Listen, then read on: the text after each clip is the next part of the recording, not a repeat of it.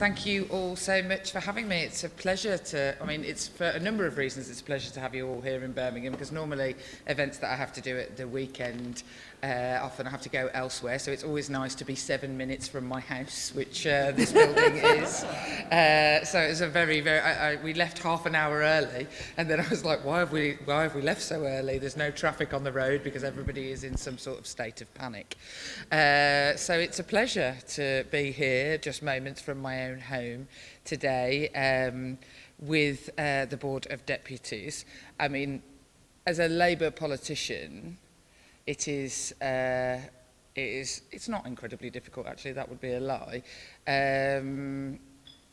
It is the task of all Labour politicians, for however long it takes, I wouldn't put a limit on it, to ensure that we are doing as much as can possibly be done to not just win back the trust of the Jewish community, but rebuild what was always a genuine and deep relationship between your community and the Labour movement.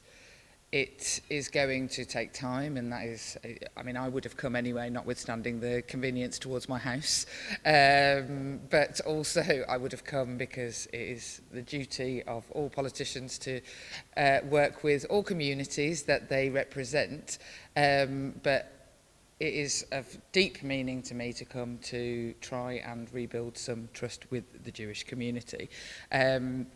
With regard to trust in the Jewish community, I had no idea that Limud was such an enormous festival thing. It seems to me that at the moment there's lots of events where Jewish people descend on Birmingham, and when I went to Limud, I had absolutely no idea how huge it was. I lost my car in the car park and was wandering around for some time looking for it, and Danny, my son, who attends all events with me at the weekends when I'm not in London, he came along and was taught by a rabbi there to play the dreidel gambling game, which when we got home I wished I had paid more attention to the rules of the dreidel gambling game, because when I actually tried to play it with him, he seemed to invent the rules that meant he got all the chocolates by the end, and I wish I had listened, and so I took to Twitter to try and actually find out the actual rules, and somebody just said everybody just makes them up. So I thought, well, Danny has truly assimilated here in this cultural exchange that we are now essentially doing exactly as would be being done in houses up and down the country on that Hanukkah evening. It is not, to put too fine a point on it, to say that for the Labour movement, and both locally, nationally and internationally, that there has been an era that will always be considered to be an era of complete and utter shame. It not only has the period of complete inactivity, the period of complete diversion from a very real sense that antisemitism was playing out amongst our ranks. Not only has that caused a rift between the Labour Party and the Jewish community, it has taken away any authority that the Labour Party has in order to fight any form of discrimination. Now, as somebody who, before I was elected to Parliament, I worked at Women's Aid, I have worked for race equality charities in the city, disability charities in the city, and LGBT rights charities in this city. And I have dedicated my entire life to trying to seek that people have equal rights, equal access and equal opportunity regardless of any of their individual characteristics. And I find myself in a situation where I can no longer give credible voice to that with a platform that I had built through the Labour movement, because there is a very real and obvious criticism that can be put straight back at my door around the problems within the Labour Party. So the effect of what has happened over the years, the last 3 or 4 years within our movement. And I have to say, as somebody, my father makes Jeremy Corbyn look like Tony Blair. So as somebody who has been around he's currently confined to his garage, taking orders from Twitter of things to make. We couldn't get him knocking up all of the dreidels for next year. I'm telling you, he's got an amazing woodwork factory going on, and I need him in there, and no one else goes in there, so he's completely isolated. But I have been around the hard left of politics for quite, almost all of my life. My Uncle Ray is a member of the Communist Party. It is not only in the last 4 years that in very, very left-wing politics there has been an underlying sense of the othering of westernized, the idea of the West being bad and Israel being completely and utterly enmeshed in that idea that then has, for many, many years, not just under the reign of Jeremy Corbyn, leached out into antisemitism. So it is not a new thing. It is a thing that was able to be countered and argued against and highlighted and pointed out where it was wrong and largely ignored in a fringe manner. It has always been an underlying idea of some sort of wealth actor keeping poor people oppressed. That is not new in elements of left-wing politics. However, what has happened over the last 4 years, is that idea, that view, regardless of any factual basis, was allowed to flourish as if it was open for genuine debate. And not only the debate about Israel-Palestine. Honestly, I could post a picture of what I'd had for my breakfast this morning, which may well have, had bacon on it, and I would still get asked questions about my loyalty to Israel. Anything I say, people will try and make it about the Israel-Palestine situation. I could say the kids' assembly was great this morning, and they'd be like, well, Palestinian kids don't get to go to assembly. There is such a strain of making a grievance as if there are goodies and there are baddies, and the world is that simple. So even in the space of that debate about Israel-Palestine, which there is huge debate to be had and nobody denies that, but what has happened within the Labour movement, and unfortunately in right-wing movements as well across the last decade, is that has switched to what has become open, frank and blatant anti-Semitism. And some of the things that have been faced by my colleagues, so I have had all of these things said to me, and it hurts me that sort of racism exists in the world, like any racism exists in the world. But the pain you truly feel when it is your own identity that you cannot change is being attacked feels very different. I know that feeling because I know what it feels like to be attacked by virtue of being a woman, or being working class, or being from Birmingham, which, believe you me, my accent is not universally appreciated. The reality is that what some of my colleagues, such as Luciana Berger and Margaret Hodge and Louise Ellman and Ruth Smith, have had to face isn't just something that could exist within the idea of a debate around global policy.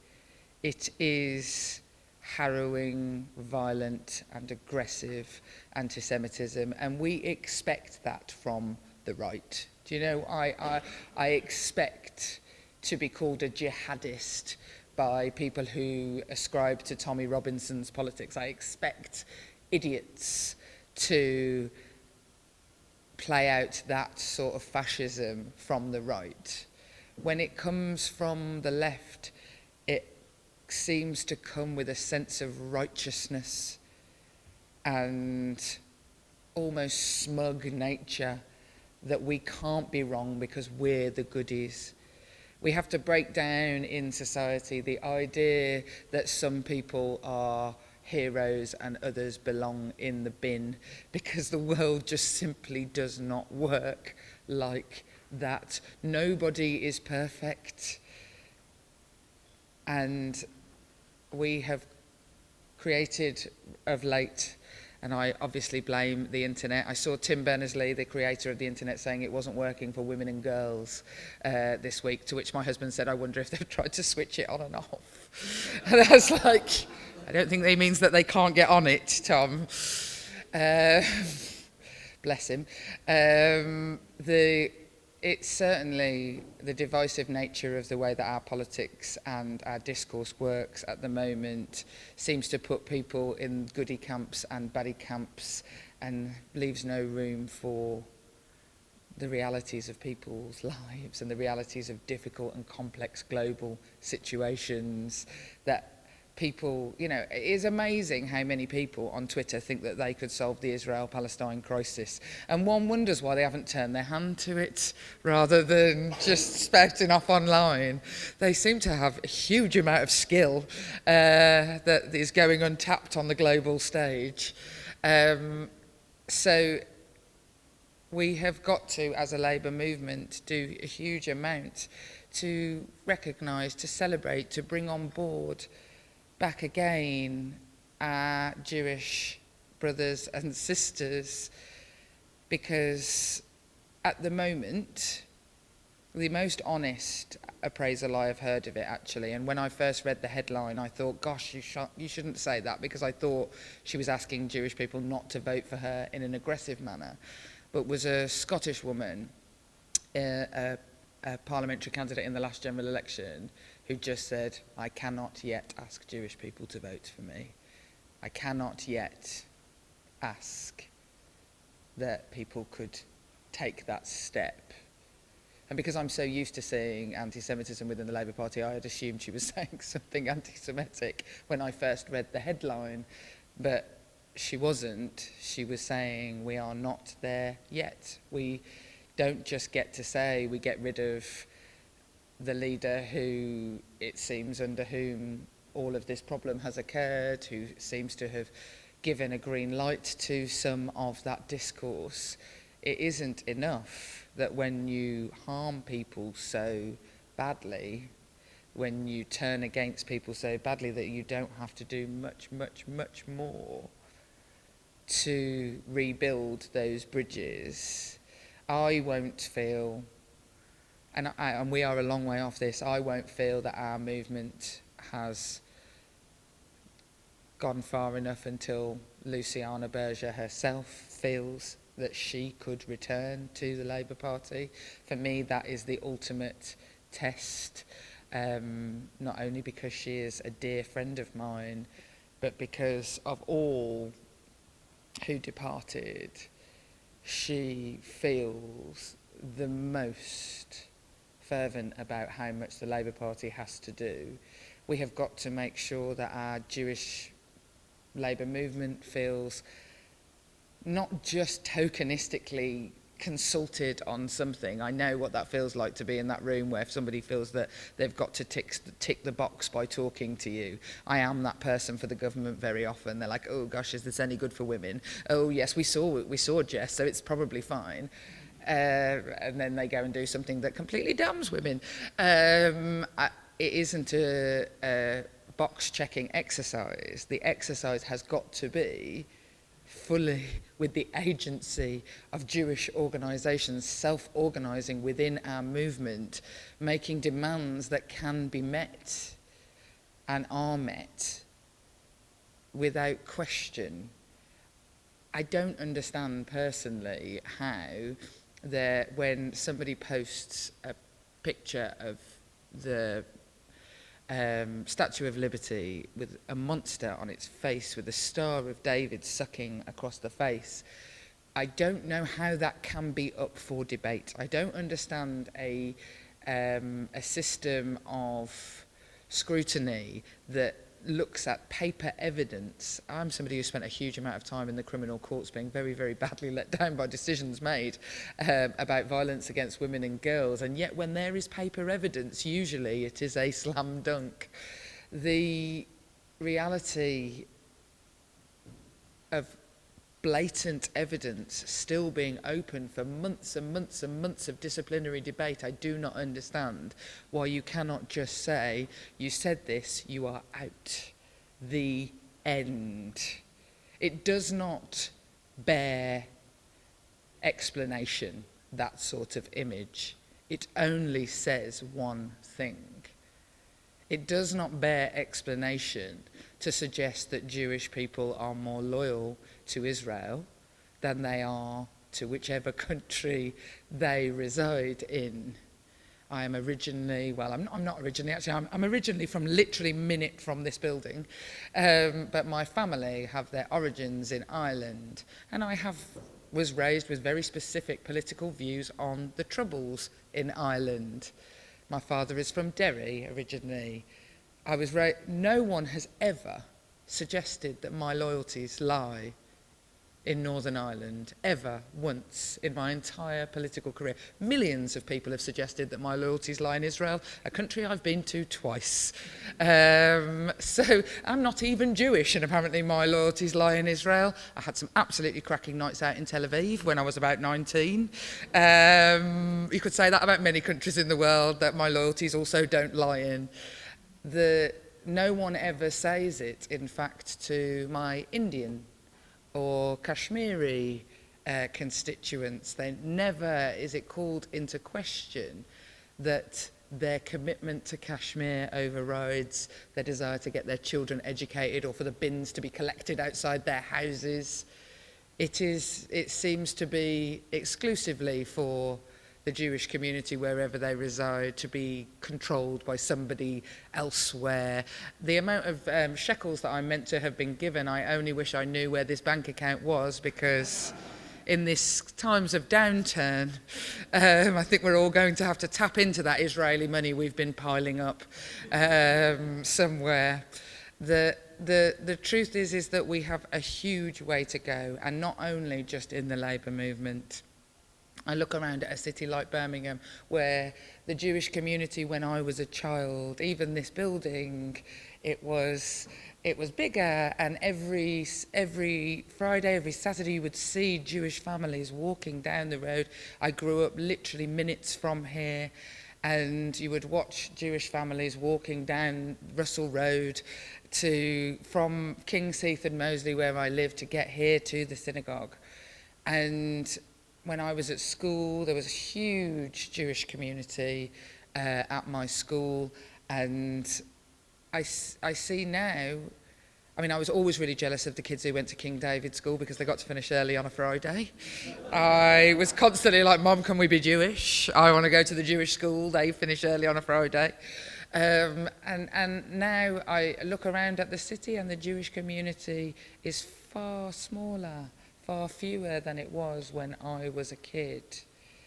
And I, at the same time, have to look at the rise of hatred that we see across, not just in the UK, not just in the labour movement, but across the world towards Jewish people, the rise in antisemitism, that it is deeply important to me and for my children and for the children in my city that they are taught not just about the horrors of what occurred in Jewish history, but also about the sense of community. And I suppose the saddest thing about the fracture between the Jewish community and the labour movement, for me, for my father, the big trot that he is the sense that in the Jewish faith there is an innate socialism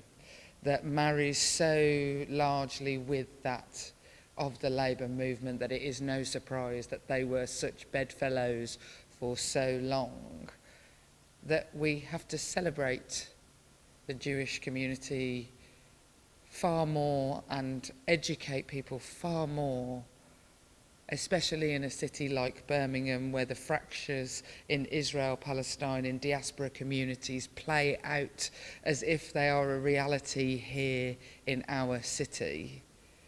We have got to make sure that we are educating and acting together with communion across our communities. And in Birmingham there are amazing examples of that. There are amazing examples of Jewish groups and Muslim groups, especially, I have to say this, I'm sorry to the men in the room, but especially Jewish and Muslim women's groups in our city who do a huge amount to try and bridge a genuine divide that in a place like Birmingham could really act to harm and sow seeds of miseducation between a very, very Islamic community and a depleting Jewish community. And so those efforts that are made by, again, I'm sure that the men are up to it, but they just don't invite me to those things maybe, but the women's groups in the area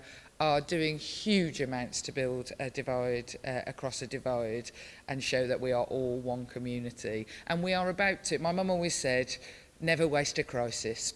And so we are, I haven't said that on Twitter yet because I feel like, you know, the people whose families are probably going to die or have already died might not appreciate that there may well be a silver lining in this moment of horror that we are currently facing, and that is that a virus doesn't care which side you fall on with regard to how you vote. It doesn't care which side you think is the goodie and the baddie in Israel and Palestine. It doesn't care about any of those things. And it needs us all to work together to look after each other. And so I hope in this time of crisis there will be so much more of that working together as a community.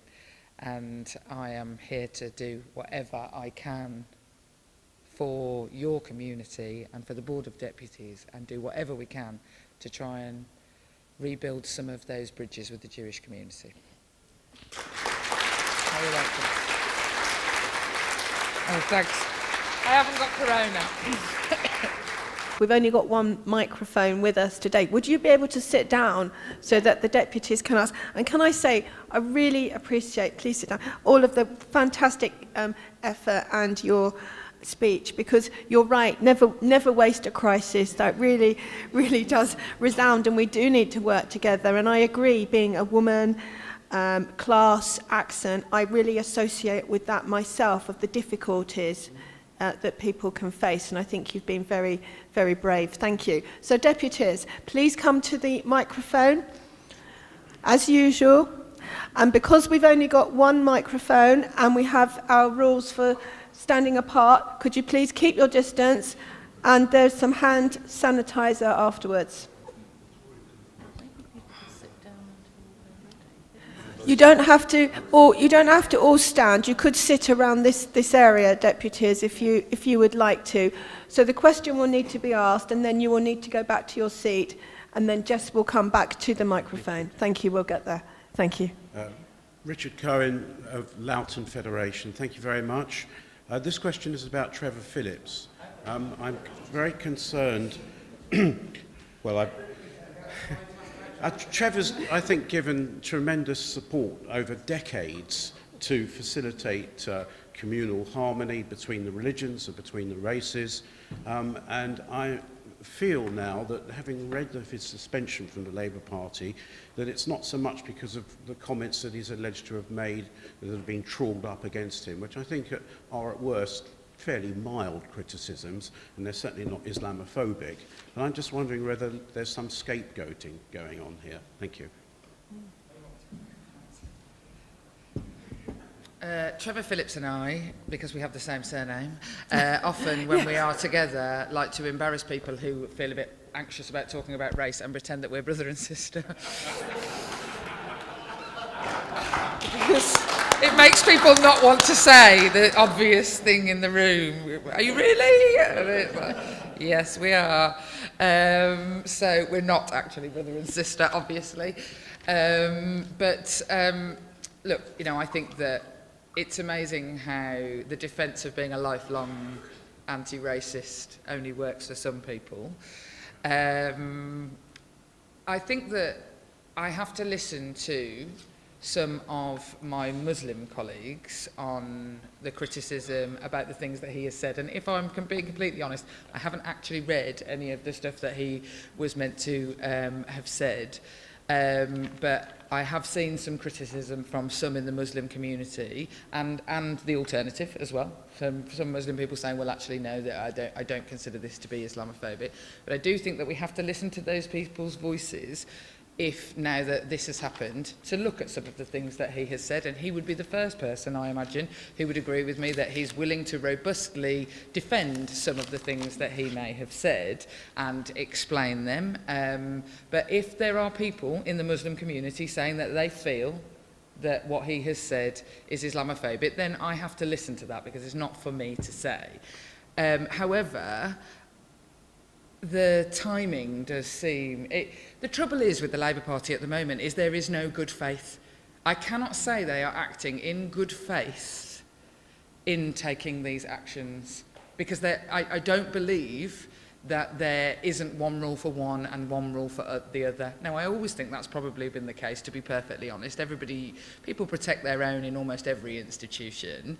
However, at the moment, I know personally I have felt that if I were to say some of the things that have been said by some of my colleagues, I would have been kicked out of the Labour Party because of who I am, not because of what I say. And I think that Trevor Phillips is at risk of falling foul of both having said some things that people, now that they've been dredged up, consider to be offensive, but that, yes, he was also scapegoated. I think those two things can exist at once, and I think that they are both true. But, you know, he's been an amazing ally in race relations, and you cannot undo that massive work. But we need to get to a point with all communities, and this idea that you're either a hero or in the bin, I say it because as somebody who grew up in a very, very diverse community, I don't think any community is beyond criticism of the things that might become the norm, cultural norms. I don't think that any community is beyond criticism, and we have to be really, really careful that we are not stifling debate on criticisms about the way that people do things just because that's the way they've always been done, by immediately assuming bad intent through racism. And so we're not in a place in discourse at the moment where we can intelligently manage that, and that's a real problem because nobody is without reprieve. Thank you. Who's next? And then I know that Ruth would also like to ask a question, perhaps after you, Chaim. Thank you. Chaim Ben Sion, Masorti Judaism. Jess, I heard you speak at Limud and I've heard you speak here and very impressed. And I have to say, all power to your elbow, which is the elbow we greet each other with now, within the Labour Party and perhaps, who knows, in government with a reformed Labour Party. I just wanted to ask, if regarding the candidates now, who you would most see yourself serving under of the three. That's not a tough question. Thank you very much. Thank you. I would most see myself, I could see myself serving under either Keir Starmer or Lisa Nandy, to be perfectly honest. I can't see how I would serve under Rebecca Long-Bailey. Not because I don't like her personally. I lived in her house for 3 weeks when I was first elected because I had nowhere to live, and her and Angela Rayner had a spare mattress on the floor in their living room, so I slept there for the first 3 weeks that I was elected. So I don't have any problem with her personally, but I don't agree with lots of the things that she said, and I fear it will just be a continuation of the problems that we have had. But I could serve under either Lisa or Keir quite happily. However, the test of both their mettle, not just in relation to the problems of antisemitism and sexual harassment and other disciplinary problems within the Labour Party, but actually their test of their mettle as leaders will very, very quickly be to show that they are in charge. So there is a huge amount of talk of unity at the moment, the need for unity, which I get, you know, it's a nice thing to say, but actually what we need is leadership. What we need is somebody who will show that they are in charge and what they will and won't tolerate, because trying to please all the people all the time will inevitably leave some by the wayside. And so personally, for me, I voted for Lisa Nandy for a number of reasons. I think she's more decisive. I think she's more will take better action. But also, over the anti-Semitism crisis in the Labour Party, there is a lot of sayers. There were a lot of people who said a lot of things. There weren't as many doers who actually took action. And Lisa Nandy literally took action to change something. And when she was offered a job on one occasion, she was offered a job back after the whole Owen Smith event. She asked what they were going to do about anti-Semitism, and she wasn't satisfied with the answer, and so she said, I won't serve you. You know, these are actual physical actions of a person trying to change things. And so, for that and other reasons. Also, we always have a dude. I'd like it to be a woman. So, that's why I'm going Lisa Nandy.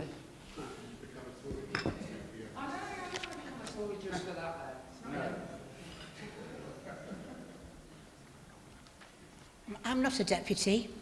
I'm the chairman of the Representative Council here in Birmingham. I'm also the vice chairman of this synagogue. I'm also the founder member of Nisa Nashim, which you referred to, the Muslim-Jewish Women's Dialogue Group in Birmingham, something I felt very strongly about. And I'm also the chairperson, you see it's endless what my capabilities are. I'm also the chairperson of West Midlands Friends of Israel. And I wanted to say, thank you, Jess. I didn't want to ask you a question. What I've heard makes me feel exactly the same as I felt about Preet and also about my dear friend Ian Austin. I've never voted Labour in my life. I can't imagine I ever will. But I did tell Preet and Ian I thought Ian would make a fantastic leader of the Labour Party, and then I certainly would have voted for it. And I have to say that if I was in your constituency, I would feel very moved towards voting for you, even though it's totally against the grain for me. But what I feel is very strongly is that with women like you and Preet as MPs for Birmingham, we have a lot to be grateful for, and I feel that that needs to be said very publicly.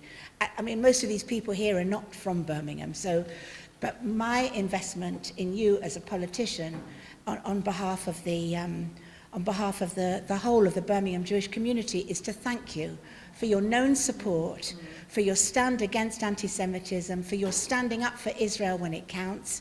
I want you to understand that most people in this room, and I don't know hardly any of them, but I believe that most people in this room feel that standing up for Israel is important, but without a just peace or something, if whatever we're going to call it, with the Palestinians, we're never going to achieve anything. So West Midlands Friends of Israel stands up for Israel, but it also recognises that the Palestinians comes into this equation and that they need to be treated in a way which is socially, morally, religiously just. And I feel that I want you to know that, so that when you're trying to defend why you're being picked on for Israel, and you're not Jewish, you've hardly been to Israel, that people like me and the followers, the 250 subscribers to West Midlands Friends of Israel, do appreciate your efforts. So thank you.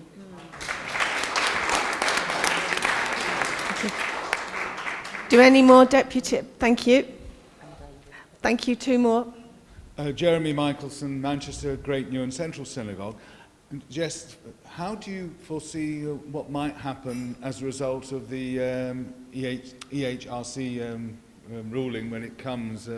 How do you foresee the Labour Party reacting to it? Thank you. And everyone, of course, is taking steps to stand well away from the microphone. So thank you for everybody doing that. Normally, when you're at like an event with a religious community, if you try and keep away from them, that would be considered to be like quite bad. Normally, it would be definitely considered that I was being rude. I think that the EHRC will come after we have a new leader. I mean, it certainly will now that we're in this time of crisis. And in some ways, I think that's almost a shame, actually, because I feel like the people who are currently in charge need...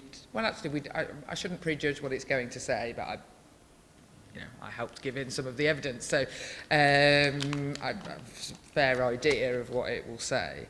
I think that they need to answer to that, actually, because racism of any form is one thing that can be explained away with, and all equalities things can be explained away with lack of education. Somebody's a bit old, it's not like that, it didn't used to be like that. Institutional, built-in racism has to be built. And that is quite a different thing. And so if the charge of being institutionally anti-Semitic, which I cannot see how they will escape that charge, because it isn't just idiots posting tweets. We're talking about motions to CLP meetings that are allowed, that say horrendous things, that dispel any complaint about anti-Semitism as nothing. There has been a huge amount within the actual institution and organisation of the Labour Party that has been so utterly questionable that if it were about any other faith or form of racism, would never be allowed to be put forward as a motion for debate in a Labour Party meeting. So I think that it will be Keir Starmer who's going to win the Labour Party leadership, and I imagine that he will take it incredibly seriously and try and do absolutely every single thing that it recommends. Any leader of the Labour Party now who takes over will try and do every single one of the recommendations, and inevitably what will happen is that some within the Labour movement will claim that it's a nonsense, it's a smear, and that they shouldn't have to do it, and they'll try and explain away as if there is an explanation for something like that. And frankly, in the event of that happening, I think that those people have absolutely no place in the Labour movement. If you think that we don't have to do something about it, find yourself another political party and go and join that one, would be what I would suggest. But that's not very unifying, is it? Thank you. Okay, please. Thank you. Richard Sassoon, S&P Sephardi Community. A genuine question here. How does... Sorry. A question here. How does the Labour Party's treatment of anti-Semitism compare to the treatment with regard to the feminism versus trans debate? Do you want to... No, because that's causing genuine friction, and I'm just wondering if it's the old adage of what starts with the Jews doesn't end with the Jews, and that actually there's something that's spreading that's stopping debate and calling people bad names and trying to get people no platformed and things like that. There seems to me, at least, to be a lot of similarities when perhaps there are genuine, when there may be genuine issues. Right, Jess has got limited time. Sure. Sorry to do that. So I know there's one more question. So Jess can give shorter answers because of time. Thank you. I thought I might, for one day, escape talking about the women versus trans issue, but no, here we are. So, yeah, I think it's exactly the same. I think that there is a huge problem with an us and them attitude, that it does seem that, you know, what starts with the Jews, you know, doesn't end with the Jews. It spreads itself out. There does seem to be and what I would say, the main similarity that I can find between the way that anti-Semitism has been handled in the Labour Party is the way that sexual harassment and sexism has been handled in the Labour Party for decades, but very much more recently seems very much like if you're a bit gropey and you're a mate of the leadership, that's okay, that it's not confined only to the way that they've dealt with anti-Semitism. The reason why anti-Semitism made such a huge, it was, you know, out in the media so much more, is that there did just seem to be an enormous sea change in the language, and that is the same as we are seeing the vitriol in the language in the debate that you're talking about. We're seeing that exactly the same, that you're a goodie or a baddie, and if you don't think 100% one way on everything, that you are literally, you know, you belong in the sea. And it's just not, the world just doesn't work like that. The world is not like that. It just isn't. And the Labour Party has got to stop pretending that it is, because the left always has to do better on these things. I wish that we only had to live by the standards of the right, who can call people, you know, things with watermelon smiles and call Muslim women letterboxes. I wish that we could only, you know, if only we were held to the same standards as Boris Johnson, we could get away with murder. But the left has to be better by virtue of the thing that it professes to be.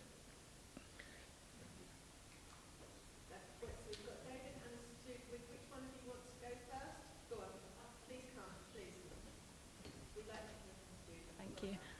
Sarah Cowan, Union of Jewish Students. Hello. Firstly, I just wanted to echo what Ruth said about how much I admire your work, and also your continued support of the Jewish community and young people and women and young women. And I just wanted to ask you, kind of on the theme of young people, I have lots and lots of friends who are ideologically Labour and feel very strongly about Labour's values, and had to, sadly, as Boris Johnson said, lend their vote. And I just wondered what you think that the new Labour Party can do, the new Labour leadership can do, what you can do to bring back young people, kind of ignite that spark in them again, make them feel like they're not alienated, that they're not abused on Twitter for their religion and their ideological beliefs. Yeah, and again, thank you so much for everything that you do.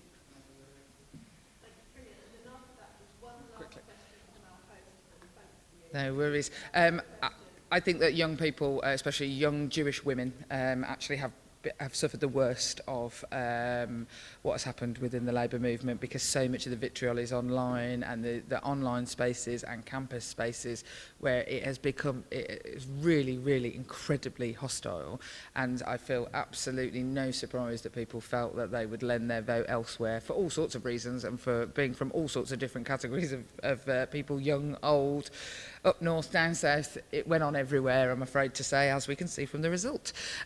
What we can do, I mean, within the Labour Party, first of all, you can have you can have an actual zero tolerance policy with how people get talked to. That would help a huge amount. But the Labour Party has to do so much more to win back people's votes that were lent to the Conservatives for the very first time, regardless of their ideology, with regard to socialism or, you know, communitarian social democracy. That most people actually don't sit around all day thinking about which ideological framework they sit within. They're worrying about the bins. Especially my comments about bins, for the people who aren't from Birmingham in the room, you may not understand quite how awful the bin service is in Birmingham, and it is literally the most pressing issue for almost every single person in the city. It's a big deal, and it's largely because of Unite the Union. Anyway, less said about that, the better. The truth is that we have got to talk about the future and offer hope about the future, and not constantly hamper back to something that that things that happened in the past or rest on the laurels of the past, even the bit of the past that I really, really, really like and really changed my life, saved my life. But we have got to stop thinking that we deserve a right to exist without earning it through credibility. You'll win amazing amounts of votes back by being credible. I mean, Boris Johnson's the alternative. Can't be that hard. He's not credible at all. Last question from our host, David. And then Amanda will give a vote of thanks and we will have a break for lunch. Okay, I'm David Benson from Central Synagogue here. So we sort of live quite close to each other, really, don't we? I know all about the bins, yeah, but I live in a flat, so anyhow. Thank you very much for coming. Really welcome to Birmingham Central Synagogue. And thank you, Danny, for being with you as well. You're a great boy, great man. What I wanted to ask you, Jess, if you don't mind, firstly, can I say I think you're a brilliant MP and a brilliant person as well. Absolutely superb. But, you know, a lot of people who are in the Labour Party say it's not the Labour Party I knew. I don't recognise it now as it is, as it was. And the word Labour Party is a label. Things don't last forever. And maybe it's time that those people go away and it's you who goes and joins another party where you've got all those colleagues who have left come and join and the sensible people in your party join as well. I can see the argument for that in a not first past the post political system. If the Labour Party declines at the rate it declined in the last general election at the next one, there is almost no argument for the branding of the Labour Party meaning anything anymore. And we've seen that in Ireland, the Labour Party is, you know, we've seen it in other countries, and then we've seen it rise again, like in New Zealand, for example. And to me, there's a couple of things. I don't want to let those people own the Labour Party. It is not the Labour movement that my grandparents helped to build. There's an element of like, go and play up your own end, this is mine, about it, but also it wouldn't have worked, as we saw. It didn't work in politics as it currently is, when we are literally divided into a binary.